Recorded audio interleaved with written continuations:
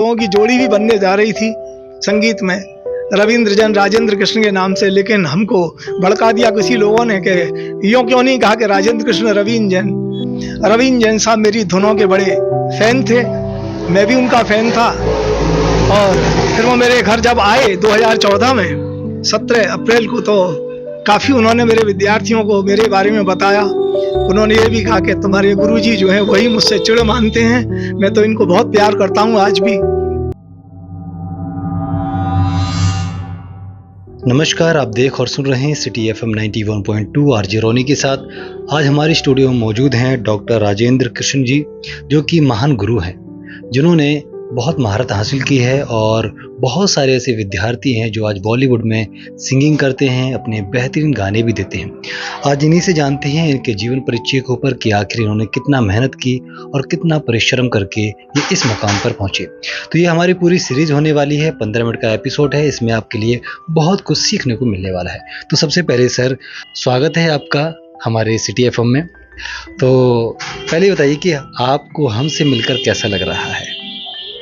आपसे मिलकर मुझे बहुत प्रसन्नता हो रही है, और कई दिन से आपका जो मुझे निमंत्रण मिल रहा था और मैं अपने स्वास्थ्य के कारण नहीं समय दे पा रहा था, मुझे उसका खेद भी है। और आज मैं स्थिति में तो खैर बुरी में ही हूँ, आज भी वैसी में ही, लेकिन आप मुझसे जो भी कुछ पूछेंगे वो मैं, थोड़ी सी देर की बात है, 15 मिनट निश्चित रूप से आपके लिए बैठूंगा, आराम से बैठूंगा। बहुत बहुत बहुत सुंदर। जिस प्रकार से इनके स्वभाव से मुझे लग रहा है कि प्रेम, कहते नहीं, ब्रज नगरी में जब जाएंगे तो प्रेम मिलेगा, इसके उदाहरण हमारे राजेंद्र जी हैं। तो राजेंद्र जी, हम शुरू करते हैं आपके जीवन से लेकर कि आखिर आपको किस प्रकार से म्यूज़िक का शौक़ पड़ा। आपके ख़ानदान में आपके पिताजी गाते बजाते थे या नहीं बजाते थे, तो वो हमारे श्रोताओं को बताइए कि आखिर म्यूज़िक कैसे आपके अंदर आया। देखिए, मेरे ख़ानदान में तो कोई भी म्यूजिशियन नहीं हुआ। मेरे पिताजी को, माताजी को शौक़ ज़रूर था, और मेरे पिताजी बहुत अच्छा गाते भी थे, माँ भी बहुत अच्छा गाती थी। और मेरे पिताजी एक बार सितार सीखने के लिए गए थे मूंगाजी महाराज के मंदिर में, लेकिन चूंकि वो स्वतंत्रता संग्राम में कूदे हुए थे सारा परिवार मेरा, मेरे ताऊओं को जेलें भी हुई, मेरे पिताजी जेल से ज़रूर बचे, लेकिन उन्होंने बहुत काम किया मेरे पिताजी ने। तो वो टाइम बम रख करके आते थे अंग्रेज़ों की मीटिंग में मेरे पिताजी, तो वहाँ एक जगह वो पकड़ में आ जाते। तो यहाँ से जब वो भागे हैं तो फिर उसके बाद वो लंबे समय बाद लौटे, और तब तक उनके 3 बच्चों की मौत भी हो गई थी, जो छोटे छोटे उनके 2 बेटियां थीं और एक मैं स्वयं था। मेरा पुनर्जन्म फिर इस घर में हुआ, और उस समय मेरी 8.5 पौने 9 साल की एज में डेथ हो गई थी, और मेरा नाम प्रहलाद था, क्योंकि होली के दिन मेरा जन्म हुआ। फिर मेरी माँ को दोबारा जब उसकी बहुत चाहत हुई कि मेरा पुनर्जन्म हो, उसी के पास हो, तो मैं दोबारा से इस घर में फिर लौट करके आया। और अब मेरा वसंत पंचमी पे जन्म हुआ, तो इसलिए, और मैं फिर चूंकि रोया नहीं 2 महीने तक, तो सब ने कह दिया ये बच्चा बचेगा नहीं, तो थोड़ी चिंता हो गई। तो लेकिन 2 महीने के बाद जो मेरे मुंह से सबसे पहले 2 अक्षर निकले, वो का और ना निकले, तो मेरा नाम कान्हा रख दिया। फिर कान्हा से कन्हैया कहने लग गए। फिर लोगों ने कहा ये चढ़ाएंगे बच्चे इसको कान्हा और कन्हैया कह के, तो मेरा नाम किशन रख दिया गया।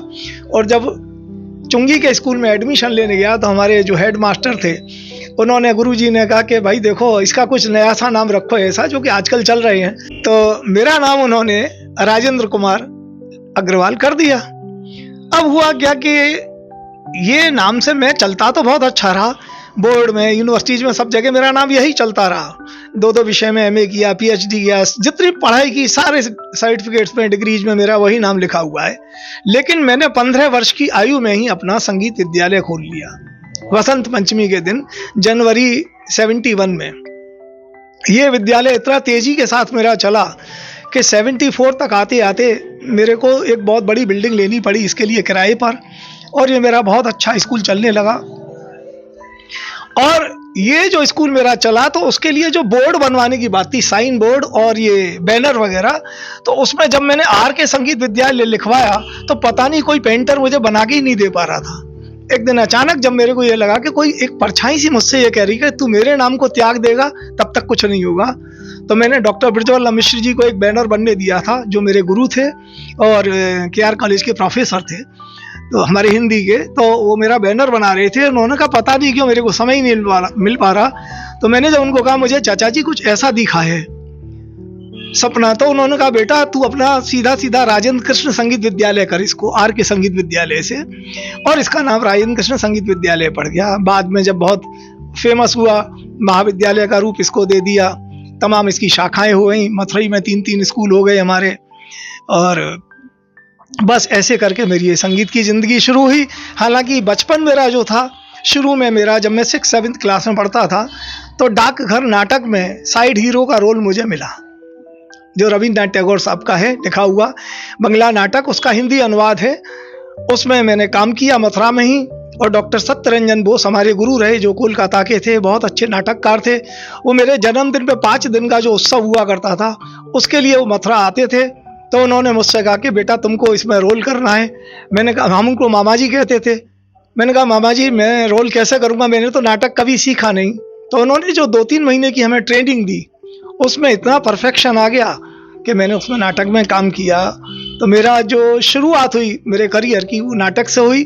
मैंने नाटक लिखे भी। एक नाटक मैंने ऐसा लिखा, डॉक्टर अमर, जो 71 में मैंने तब लिखा था जब भारत पाकिस्तान युद्ध चल रहा था हमारा। उसके भी 9 महीने पहले वो मेरा नाटक का मंचन भी हो गया था, डॉक्टर अमर का।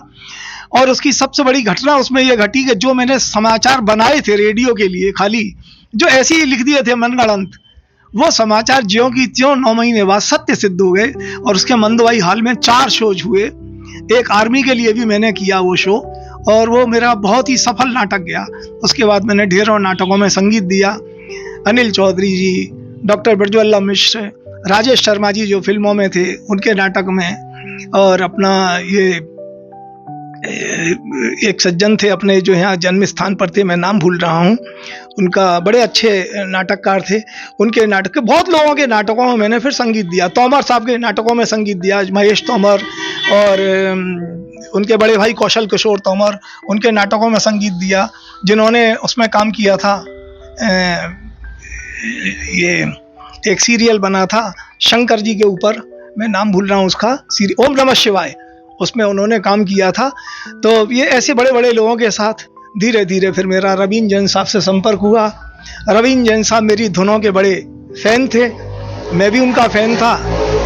और फिर वो मेरे घर जब आए 2014 में 17 अप्रैल को, तो काफ़ी उन्होंने मेरे विद्यार्थियों को मेरे बारे में बताया। उन्होंने ये भी कहा कि तुम्हारे गुरुजी जो हैं वही मुझसे चिड़ मानते हैं, मैं तो इनको बहुत प्यार करता हूँ आज भी। तो कुछ बातें ऐसी हो जाती हैं। हम लोगों की जोड़ी भी बनने जा रही थी संगीत में, रविंद्र जैन राजेंद्र कृष्ण के नाम से, लेकिन हमको भड़का दिया किसी लोगों ने कि यूँ क्यों नहीं कहा कि राजेंद्र कृष्ण रवीन जैन, तो यूँ फिर हम उसमें भी नहीं गए। लेकिन मुझे खुशी है कि मेरा पूरा परिवार आज संगीत की सेवा कर रहा है। मेरे दोनों बेटे, मेरी बहू, मेरी बेटी, मेरे दामाद, सब लोग संगीत की सेवा में लगे हुए हैं। और मथुरा, गुड़गांव, दिल्ली, सब जगह हमारी संस्थाएं चल रही हैं, और अलग अलग नामों से हैं हालांकि, लेकिन बहुत मुझे खुशी है। और इस संगीत के ज़रिए सबसे बड़ी बात यह है कि मैंने तो कभी कल्पना नहीं की थी कि संगीत का मैं अन्य विषयों में मैंने पढ़ाई की, मुझे कभी उम्मीद नहीं थी कि संगीत का मैं PhD तक का एग्जामिनर बनूंगा, थीसिसें जांचूंगा, वाइवा लेने के लिए यूनिवर्सिटीज़ में जाऊंगा, BHU में, इलाहाबाद यूनिवर्सिटी में, जगह जगह मेरे लेक्चर्स होंगे, आगरा यूनिवर्सिटी में, कुरुक्षेत्र जाऊंगा, यहाँ वहाँ सब जगह मैं गया। और आज बड़ा ईश्वर का आशीर्वाद मानता हूँ, अपने पूज्य माता पिता का आशीर्वाद मानता हूँ कि उनका आशीर्वाद मेरे को इतना फला कि 50वां पुरस्कार भी आज मेरी झोली में है। जिस प्रकार से डॉक्टर राजेंद्र जी ने बताया कि अपने जीवन की शैली, कि उनका जन्म पुनर्जन्म है, दोबारा से पृथ्वी पर उन्हें आना पड़ा, शायद कुछ चीज़ रह रही होगी जो पृथ्वी दोबारा उन्हें बुला रही थी। चलेगा, इसी पर आगे बढ़ते हैं। राजेंद्र जी, ये थोड़ा बताइए अपने बारे में। जब आप स्कूल में पढ़ते थे, जब आपने स्कूल के दौरान, जब आपका वो टाइम पीरियड था बच्चों के साथ, तो कुछ ऐसे किस्से जो स्कूल के दौर में हर किसी के होते हैं, शरारती वाले, कुछ ऐसे किस्से हमें बताइए ताकि हमारे श्रोता भी आपके वो किस्से सुनकर थोड़े खुशी से झूम उठे। बिल्कुल। देखिए, ऐसा एक किस्सा मुझे याद आ रहा है। मैं जब 7th-8th क्लास में पढ़ता था, तो चूँकि अच्छा मैं गाता था, तो मुझे बेंच पर खड़ा करके जो भी आते थे ना, कोई टीचर, जैसे मान लीजिए एक टीचर नहीं आए, तो उनकी जगह जो दूसरे टीचर भेज दिए जाते थे, तो वो पढ़ाते तो कुछ नहीं थे, तो वो क्या करते थे, हाँ भाई खड़ा हो जा बेटा, कुछ गाना वाना सुना। तो मेरे को एक दिन टेबल पर ऐसे ही खड़ा कर दिया गुरुजी ने और कहने लगे कोई गाना सुनाओ। तो मैं गाना गा रहा था, दुनिया बनाने वाले क्या तेरे मन में समाई, काहे को दुनिया बनाई। लेकिन वो जो टेबल लगाई थी उस लड़के ने क्या बदमाशी की कि वो एक ऐसी टेबल ले आया जिसका एक पाँव छोटा था। मैं उस पर खड़ा तो हो गया चेयर पर पैर रख करके, लेकिन जैसे ही वो मैं थोड़ा झूमते हुए एक साइड में हुआ तो धाई से मैं नीचे जाके गिरा, और ऐसा गिरा मैं कि वो जो सीमेंटेड जो उसका फर्श था उसमें जाकर के मेरा दांत गड़ा और ये दांत टूट गया मेरा वहीं गड़ करके, और मैं बुरी तरीके से मेरे खून भी निकला मेरे मुंह से बहुत। और वो मेरा साथ एक ऐसा वाकया हुआ कि आज तक भुलाई से नहीं भूला जाता वो मुझसे। और वो बचपन के दौर याद भी रहते हैं। हाँ, चूंकि ये घटना ही ऐसी थी, उस लड़के की शरारत थी, हालांकि उसको बहुत डांट भी लगी। लड़कों ने शिकायत कर दी है इस बच्चे ने किया है ऐसा, तो उसको काफ़ी डांट भी लगाई टीचर ने कि ऐसा नहीं करना चाहिए बेटा, तुमने उसको चोट पहुंचा दी खामखा। तो ये एक बड़ा अच्छा वाकया है। दूसरा ये है कि मैं बचपन से कविताएं करता आ रहा था, 8-9 साल की उम्र से कविताएं मेरी अखबारों में भी छपती थी। तो जब मैं इंटरमीडिएट में था तो हमारे विद्यार्थी जी एक हिंदी के थे, वो पत्रिका के संपादक हुआ करते थे। तो एक दिन उन्होंने मुझसे कहा कि तू ब्रजभाषा में भी लिखता है क्या बेटा? मैंने कहा हाँ लिखता हूँ मैं। तो मैंने 3 छंद उनको अपने ब्रजभाषा में लिखे हुए सुनाए, जो कि बिल्कुल ताज़ा ताज़ा मेरे छंद थे। तब उनको मुझे एक आशीर्वाद ये मिला, उन्होंने कहा कि बेटा ऐसे छंद तो कोई MA पास बच्चा भी नहीं लिख पाएगा, और मैं तुझे आशीर्वाद देता हूँ कि तू आशु कवि बनेगा एक दिन। और वो ब्रजभाषा के छंद मेरे दिमाग में उस दिन से आज तक ऐसे बैठ कर गए हैं कि आज मुझे खुद ये लगता है कि आज की तारीख में भी मैं शायद उतने अच्छे छंद न लिख सकूं जो मैंने उस पीरियड में लिखे। तो ऐसी मेरे ये उपलब्धियां हैं। मैंने स्कूल के लिए तमाम नाटकों में संगीत निर्देशन किया, नाटकों का निर्देशन किया, फिर उसके बाद नृत्य नाटकों का निर्देशन करने को मिला। सरकारी कार्यक्रमों में भी बहुतों में मैंने ऐसे निर्देशन किए, गीत भी लिखे, नाटकों के लिए भी गीत लिखे, मैंने कई नाटकों के लिए गीत लिखे। और बस क्या बताऊं, ऐसे पेंटिंग में ही मेरा बड़ा शौक रहा। मैंने 7 वर्ष पेंटिंग सीखा, अच्छे अच्छे गुरुओं से सीखा। प्रोफेसर ये विशंबर दयाल शर्मा जी से सीखा पहले, 2 साल 3 साल उनसे सीखा। IGD मुंबई उनके द्वारा मेरा कराया गया। HDC लंदन की भी मैंने तैयारी कर ली, लेकिन वो परीक्षा देने से कुछ दिन पहले ही भारत सरकार ने उस डिग्री पर रोक लगा दी, तो हमने वो परीक्षा नहीं दी। HDC लंदन वाली तैयारी उसकी पूरी की हुई थी। फिर मैंने BA में म्यूजिक लिया, क्योंकि मैं साइंस साइड का स्टूडेंट था। और डॉक्टर TC शर्मा जी एक दिन मेरे घर साइकिल लेने के लिए आए। आप सोचिए वो क्या वक्त था कि एक वाइस प्रिंसिपल डिग्री कॉलेज का वो साइकिल मांगने इसलिए आ रहे हैं कि मेरी साइकिल नई थी, मैंने BA में नई साइकिल खरीदी थी। तो मेरे घर आए, कहने लगे कि मैं वहां से तो पैदल चला आया लेकिन अच्छा नहीं लगता, मेरी टॉक है, रिकॉर्डिंग के लिए जा रहा हूँ, तुम्हारी साइकिल ले जाऊं। तो हमने उनको कहा कि गुरुजी ऐसे नहीं जाओगे बिना चाय पिए। तो जब बोले कि लौट के आऊंगा तब चाय पीऊंगा। जब लौट के आई तो मेरी माँ ने उनको 2 किताबें मेरी भेंट की।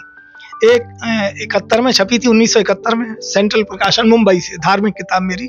दूसरी शायद 71 के एंड में या 72 में छपी थी। वो दोनों किताबों की 2-2 प्रतियां हम पे थी। मेरी माँ ने 1-1 प्रति मेरे गुरुजी को भेंट की। तो कहने लगे तू इतना बड़ा राइटर भी है कि मुंबई के सुख सागर पुस्तकालय ने, सेंट्रल प्रकाशन ने तुझको छापा है। हमने कहा गुरुजी सब आपका आशीर्वाद है। तो मैं फिजिक्स, केमिस्ट्री, जूलॉजी, बॉटनी का स्टूडेंट था। उन्होंने कहा नहीं, तुम्हारा आर्ट साइड में करा देता हूँ मैं।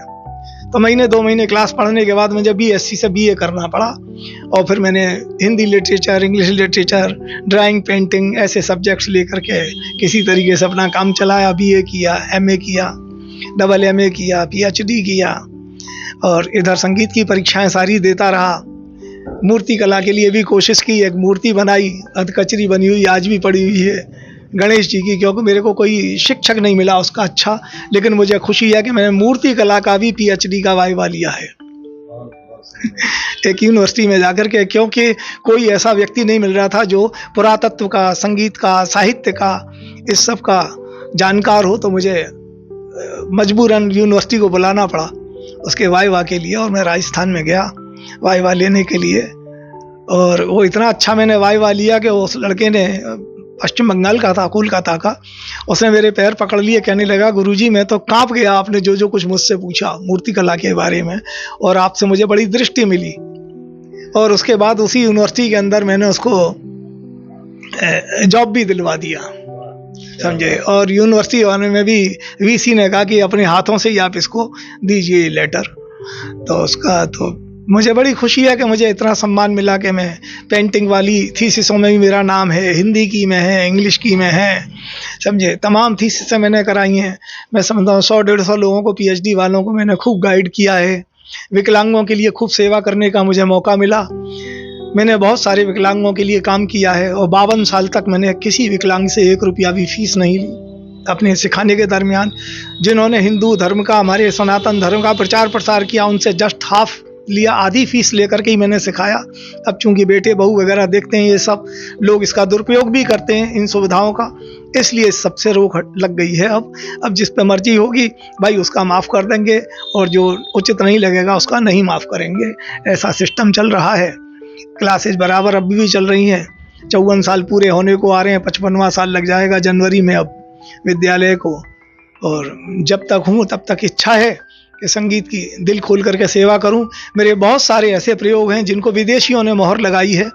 मेरी पत्नी का जब किडनी खराब हो गई दोनों, और मुझे 97 में जब ये पता चला कि 1 वर्ष से ज़्यादा मेरी पत्नी नहीं जी पाएंगी, उनका एक ऑपरेशन भी मैंने करा दिया किडनी का। एक किडनी पहले से बिल्कुल ख़राब थी। तो मैंने मन में सोचा कि मैं अपनी पत्नी को मरने तो नहीं दूंगा, इतने छोटे छोटे बच्चे हैं मेरे, और इस 33-34 की एज में मरने नहीं दूंगा अपनी पत्नी को। तो मैंने जी जान से उसके लिए प्रयोग किए। पहले मैंने शंख पे काम करके देखा। शंख पे लोग मेरी मजाक बनाते थे।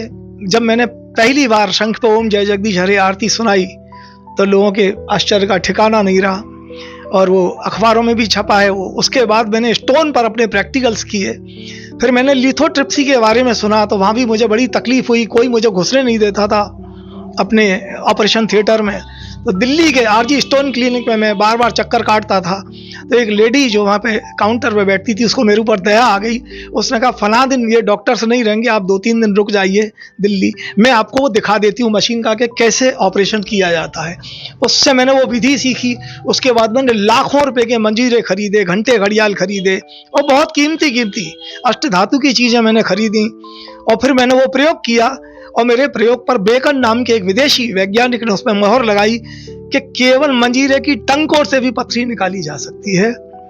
और 2005 में वो व्यक्ति फिर आया, 2004 या 5 में भारत आया। तो जिस एम्पोरियम से मैं, लाल एम्पोरियम से मैं खरीदता था ये सब चीज़ें, बहुत बड़ा एम्पोरियम है जामा मस्जिद पर दिल्ली में, उसके मालिक से कहने लगा कि मुझे इनसे मिलना है।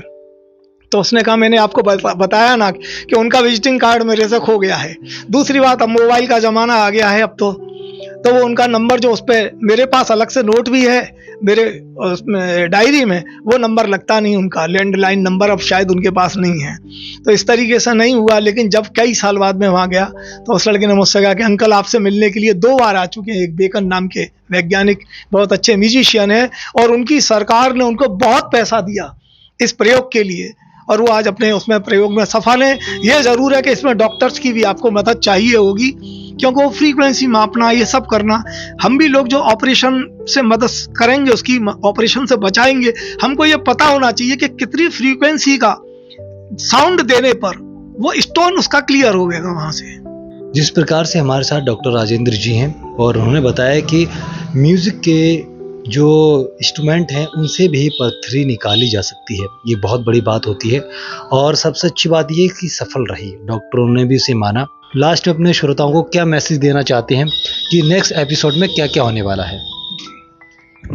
देखिए, मैसेज तो मैं केवल ये देना चाहूँगा कि हम जब आए हैं इस धरती पर, आप सच मानिए संसार का कोई भी व्यक्ति ऐसा नहीं है, कोई भी व्यक्ति जिसके पास एक गुण ऐसा न हो जो हम में से किसी के पास भी नहीं हो सकता। फर्क इतना है कि वो उस गुण को पहचाने, और पहचानने के लिए उसको अंदर झांकना होगा। अपने अंदर झांकेगा तब वो अपने गुण को निकाल पाएगा कि आखिर मेरे को ये शरीर ईश्वर ने दिया तो क्यों दिया। हम यहाँ आते हैं, इस धरती पर आते हैं, इसका अन्न जल ग्रहण करते हैं, इस पर हम दुनिया भर की गंदगी फैलाते हैं। अब हम लोग करते क्या है कि हम जो पुरानी चली आ रही चीज है बस उसको रट लिया, बहुत बड़े विद्वान हो गए, वेद शास्त्र पुराणों को हमने सबको रट लिया, बड़े भारी विद्वान हो गए। हमने किसी प्रयोग को लेकर के सामने लोगों के रख दिया, बड़े भारी विद्वान हो गए। हम कभी ये नहीं झांकते कि कौन सा ऐसा काम है जो दूसरों ने नहीं किया अब तक, और वो मुझे करना चाहिए, और वो मुझे पब्लिक के सामने लाना चाहिए। तो उसके लिए शुक्रिया। और नेक्स्ट एपिसोड में हम जानेंगे इनके बारे में और संगीत के बारे में और इनकी जो महानता है उसके बारे में। और हमारे चैनल को सब्सक्राइब कर लीजिए ताकि इनका जो नेक्स्ट एपिसोड हमारे चैनल पर मिल सके। धन्यवाद। राधे राधे गुरु जी।